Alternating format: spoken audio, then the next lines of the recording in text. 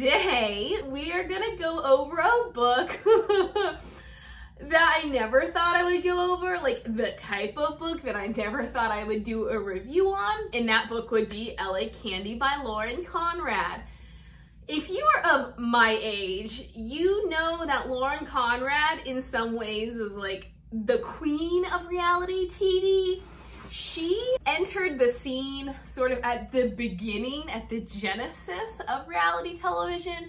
Before her, there had been little things. I mean, not little, like Real World is not a little thing, but that was kind of the extent of reality TV. And then came Laguna Beach. And then obviously the spinoff, The Hills.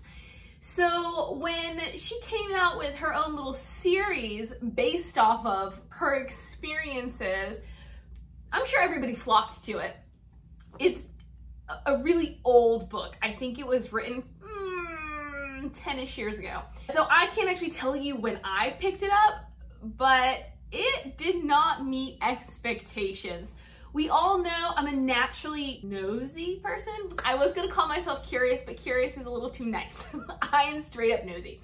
And so I thought this would be a really great behind the scenes look at what it's like to be a reality star.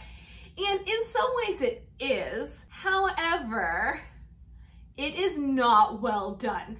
So even though I was getting glimpses into what really goes on behind the scenes when you're filming a reality show, it was extremely distracting to not be able to read it without rolling my eyes or being like, wow, this is super cheesy. I don't want to sound mean, but from what I've heard, she was not the best student in school. And so I think that is reflected in her writing. I also think it's pretty obvious that she had help, which is why I don't understand why those helpers didn't help to clean up the writing. But before I get into that, I'll just give you an overview.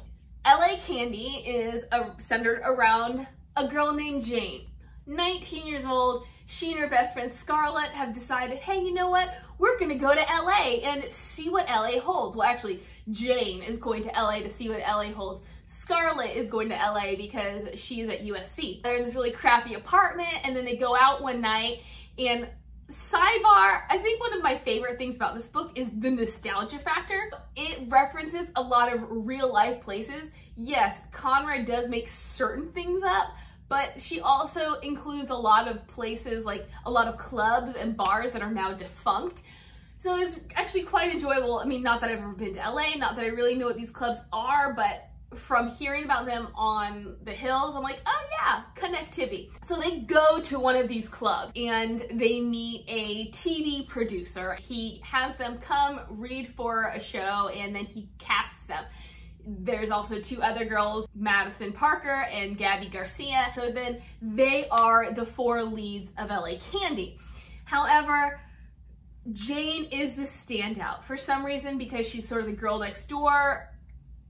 Audiences connect most with her. What ends up happening throughout the book is we get multiple perspectives. We have Jane, we have Scarlett, we have Trevor, who is the producer, we have Madison, and then we have this woman named, I don't remember her name, I think it's Vanessa, it doesn't really matter, but she is the editor of a gossip rag. Madison, if we're gonna put things into perspective, we gotta go with Madison is Heidi Montag. I don't think that any of these characters are necessarily spot on representations of real life people, but if you're gonna pick and choose, the one person I can't quite figure out is Scarlett. I think Scarlett represents Whitney Port, but only aspects of her.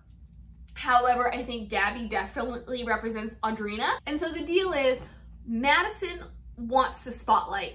And she hates the fact that Jane is the lead of the show. She thinks Jane is boring. She doesn't understand why she doesn't get airtime. Well, over the course of the novel, Madison, in an attempt to get front page liners in this gossip rag, in an attempt to become the star of LA Candy, begins coming up with ways that she can tank Jane. She can tank Jane's image. And so in the end, and this is incredibly reflective of Lauren Conrad's real life, she takes pictures of Jane in a compromising position and she leaks them to the magazine, and that is how it ends, with Jane's reputation in shambles. And then Madison whisks her away to Mexico. What I had to do for this book, because this is the third time that I have read this book. I know, even though I said I don't like it, I still will read it over and over. I guess I just keep hoping it's gonna get better, that maybe my ability to read has matured enough that I can enjoy certain aspects and forget about the others. Well, that's kind of what I had to do with this book. I had to completely let go of anything I've ever learned qualifies as good writing and just enjoy the story. The story, the compromising thing goes back to Jane. Oh gosh, how do I explain it? When Jane enters the scene, she has had this horrible heartbreak by her high school love. Scarlett thinks that he has been cheating on her off at school, and that's why he decided just to break it off. Jane is innocent. She doesn't want to see that kind of stuff. And anyways, she's just suffered this major heartbreak. They get to LA. She is interning for an event planner named Fiona Chen. She gets on the show, and through that, she meets this Hollywood bad boy named Jesse. She also meets this guy named Braden. So she and Scarlett meet Braden before they even get on the show. Jane is attracted to him. She has this crush on him. They have all this back and forth banter, but he has this on again, off again thing with an ex-girlfriend, or I guess kind of a girlfriend-ish. Never quite explained. Maybe it'll get explained in another book, but that's something. Okay, so I guess I just was never one who hooked up. Like, I was never in that scene of drinking and drugs and whatever else goes on within it. So with innuendos, I'm never sure what hook up means. Is it making out? Is it having sex? Like, is it doing other stuff? I don't quite know what's going on with him and his girlfriend. Scarlett thinks that he wants to have his cake and eat it too. Nothing ever really develops between Jade and Braden except this friendship. Although to me and probably everybody else, and maybe it's supposed to be this way, it's obvious that they like each other, but for some reason they don't do anything about it. But then we learn that Braden is best friends with Jesse, which, I mean, like, okay, I'll take it. It just ties them together, and it means that now we have this connection that keeps them together wherever Jane is. So if she's with Jesse, she will naturally be thinking of Braden because they're best friends, and she has this crush on Braden, but she's with Jesse. Then of course, when she's with Braden, who, spoiler alert, is the person that she has those racy photos. I don't know why I did this because they are racy. She has the racy photos taken with. Whenever she's with Braden, naturally thinks she's thinking about Jesse. Okay, so here's the thing. She and Jesse are never official. The thing about him as a bad boy, and my suspicion is Jesse is, I don't know, I was gonna say Jason, but maybe the high school boyfriend is representative of Jason. We don't actually get much of him, so I can't say. I guess maybe Jesse could be Brody, and maybe Braden is someone that we never actually got to see because Braden's character never signs the release form, the waiver, so he is not allowed to be seen or referenced on TV. I don't know. This is all supposition. However, Jesse's image of that bad boy is drinking, drugs, and women. He supposedly cleaned up his act for Jane. Scarlett doesn't buy it, but they never actually are official. And then what happens is, it's not even that long. Granted, you don't necessarily have to be together a long time to be serious or to be like officially boyfriend, girlfriend. We're not gonna get into specifics. However, now it is his birthday, and this, I think you can kind of tie it to Jason if you've ever seen The Hills. So we are gonna say that Jesse is Jason. He is kind of all over the place. They go to this club, and Jane is expecting to spend all this time with him and to kind of like be his #1 girl, but he is all over the place. He keeps disappearing. He won't really give her any attention. He's kind of all over other girls, and so we're just assuming that when he disappears, he's doing drugs, and that yes, when we see him with other girls, it's because he's he's a bad boy. And there's Madison, who is still trying to get dirt on Jane. So she's taking pictures and trying to document and all this stuff to show that there's trouble in paradise and blah, blah, blah, blah. Jane is extremely upset over his behavior. I don't know why I thought this, but my assumption was that it was that night that she went home and did whatever. Like, I don't actually know what she and Brayden did. And that goes to the whole hookup thing. I don't know if we are implying that they slept together or if they just fooled around. But in any case, it's not that night, which I thought would have made more sense because she's drunk, maybe he's drunk, he takes her home, and then they act on the feelings that they have been suppressing. But it's actually a week later and Scarlett has called Brayden and says, come on over, please help me with Jane. No, was it Scarlett? Maybe it was actually Madison. Madison set it all up because she wanted to get these pictures because it just so happens that Jane never closes her blinds. Lesson learned, ladies. Close those curtains, okay? She orchestrates Brayden going over to Jane's. Brayden, in the midst of comforting her, they go too far. Madison gets the pictures. And then what she does is she takes them to Jesse. We're under the impression that Jesse, as an act of vengeance, takes these pictures to the gossip rag, which I don't understand why Madison couldn't have done it herself, but whatever. Then when Scarlett gets home and she sees the mess that Jane is in, because Jane has seen what is now all over everything, she's there, and then Madison is there. Madison tells her that this was all Jesse's fault.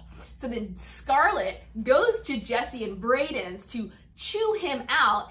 He reveals he didn't actually do it. It was, in fact, Madison. That's when Scarlett gets back to the apartment and Jane and Madison are gone. In essence, this is quite a good little story. It's definitely, okay, so I'm gonna call it a guilty pleasure. I had a little Twitter tete-a-tete with someone and she was like, you know what, I don't believe in guilty pleasures because everything that a writer does needs to be recognized as hard work. So I don't want to put Conrad or her ghostwriter or whoever helped her with this down because yes, no matter how cheesy or how poorly written a book is, it's still not easy. I call this a guilty pleasure because this is not a book that you're gonna scream from the rooftops that you've read. This is not a book where, especially if you're trying to impress people or if you're meeting new people and you want them to think that you're cultured, you're like, yes, this was the book I'm reading, or this is a series I'm reading, unless you're me. But then again, that's what I do here. I talk about what I read and no shame. I'm gonna say, if this is your cup of tea, if you really enjoy drama and reality and you are obsessed with stars like Lauren Conrad and you want to see what might be real or not real, if you want to try to read between the lines, or again, if you just like the drama and you like romance, this is a book that I would say go for it, especially if you're not a serious reader. If you are a serious reader, I don't think you'll enjoy this very much unless you can compartmentalize your brain. I wanted to read a snippet, but before I get to that snippet, I really gotta say, I like the titles of these books, but I also really like the cover art. So whoever came up with those, kudos to you. I know this was not actually my book, though I will say I do own a digital copy. It was like $4 or $5, so I did buy it because I was interested, but this is somebody else's copy. I'm not gonna drop a name. I'm gonna read you the very opening where I was like, I don't know if I can go on. Jane Roberts leaned against her dresser, studying the way her white silk nightie looked against her sun-kissed skin. Her loose blonde curls cascaded softly over her shoulders as she pretended not to be interested in the guy in her bed. blah, blah, blah, blah, blah. Jane smiled mischievously at the ground, then raised her face to him, staring into his chocolate brown eyes. She slinked back to the bed, slid onto the white silk sheets, and nestled next to him. Blah-de, blah-de, blah-de, blah-de, blah. I mean, guys, can we just say, all right, I'm gonna tell you, it was a dream sequence, which again is something you are not supposed to do in a book. You're not supposed to open up with something that's not real because it tricks the readers. And then the readers don't like that they have invested X amount of time in something that's not real. Lauren Conrad is the reason she was allowed to do that, because she is Lauren Conrad. If you got Tolkien, if you got R.R. Martin, any really big name author, Stephen King, can I tell you how much time that guy wastes just talking? If you get a really big name author, they're gonna be allowed to do stuff that new authors aren't. And so, yes, the very beginning of this book was enough to make me put it down. It is really hard to get a description in of your characters, or particularly of your narrator, of your main protagonist. And again, there's so many rules about what you should do, what you shouldn't do. For me, particularly, it is hard to do it in a natural way, in a very covert way that doesn't make it sound obvious. Because you're not supposed to use mirrors, you're not supposed to use basically reflections. It's much easier if you are doing it in third person, but in first person it's so hard to get a description without the reader rolling their eyes or without doing a lot of telling. That just goes back to her characters. I don't necessarily know if we need to have the descriptions that we do. Like with Madison, granted, we meet Madison before we get a Madison perspective. Here's another little tangent. It's gonna be super quick. At first, I didn't care for having all of these perspectives. So at first, when we went to Trevor, I was like, meh, we just stick with Jane and Scarlet. But I do think, except for perhaps the magazine editor, all of the perspectives do help. And I do. I like Madison. I don't know if we're supposed to like Madison, but I think she's the best written character. We meet Madison before we get a Madison chapter, so we don't get that really cliched, like, oh, my blonde hair, blah, blah, blah. Like, we get to see her first. But yes, the description of Jane, or even Scarlet, I really enjoy Scarlet because she's incredibly cynical. But I don't like how we keep getting drops of how incredibly smart she is, how she reads in multiple languages just for fun. I don't think we need that to understand how intelligent she is, and I don't think we constantly need drops from her about her. I don't think in her perspective, we need the sidebars that tell us how great her body is, how exotic she looks. And, you know, even though she's supermodel beautiful, she doesn't care about any of that. I enjoy Scarlet, but sometimes I think that it just goes overboard with trying to impress upon us who these people are. Like, that is what you achieve through the writing. So that's showing versus telling. You're telling us about a person rather than just letting us see for ourselves as we read. As I said, I love Madison because she is so conniving, and you really do need that character. Scarlet, I think she's great. She's a really great contrast to everybody else because of her ambition, her goals. But she's the one character who's incredibly skeptical about this whole process. She's the one character who's like, maybe I shouldn't have done this. She's the nice balance to all these other characters whose lives are about this television show and who are kind of blown over by everybody who's involved. Like, Scarlet's the one who can see the truth, which causes tension between her and Jane, because Jane doesn't necessarily see it as Scarlet seeing the truth, more as Scarlet has an opinion whether she's right or wrong, and she's going to tell everybody about it, and Jane doesn't always want to hear it because it's objective versus subjective. As for Jane, I liked her. I have just started reading the next book, which is Sweet Little Lies. And the more I read Jane, the less I like Jane, which makes me feel bad because I truly believe she is a reflection of Lauren Conrad. Lauren Conrad became the success because she was the girl next door. She was the girl who, she had the flaws, but she still got the things that we want to get. Jane, you know, going back to the whole ex-boyfriend thing, and she just doesn't want to believe the worst in him. I wish she would take off her rose-colored glasses a little bit and be a bit more assertive. Give me a little bit more personality. It's almost like everything that comes along, she's just gonna accept it, and she's never gonna question anything. I do like the moments she questions things the most, because that is when I'm like, all right, so Jane is not a robot. I get a little irritated with this whole Brayden storyline because I do wonder how true to form that is. This just goes to me really not knowing, me not having the experience to say, I've been in a friendship that is more than friendship, but nobody wants to say anything about it.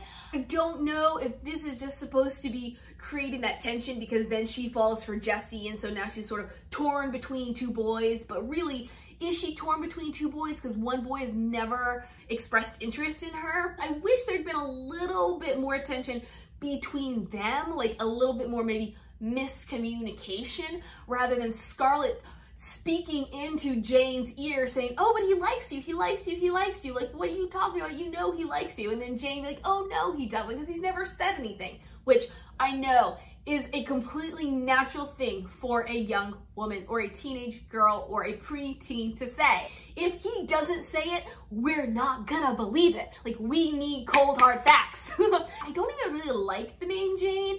I think, not that the name Jane is bad, however, I think it does connotate to plain Jane or Jane Doe. And so in some ways, it's perfect for her because she's the every girl. She represents every girl. But also, it's just a bit boring. And I think that is reflective of her personality, where she doesn't really show me personality. She doesn't show me what she wants or that she's going for anything. She's just going with the flow. Overall, it's not a huge problem. But as I said, the more I read, the less I care about her. There's actually another trilogy. So this one is LA Candy, Sweet Little Lies, and Sugar and Spice, I think.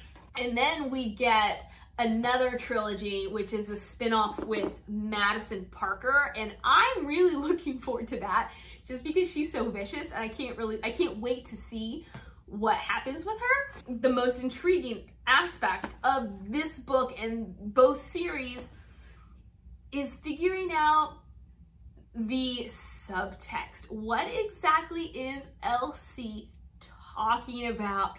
Who does each character represent? What did she pull from her real life? Because if I were Heidi Montag, because if you are too young, like you've probably watched Hills New Beginnings, but if you're too young for the OG Hills, then you know nothing about Spidey. The whole deal. Elsie became famous on Laguna Beach.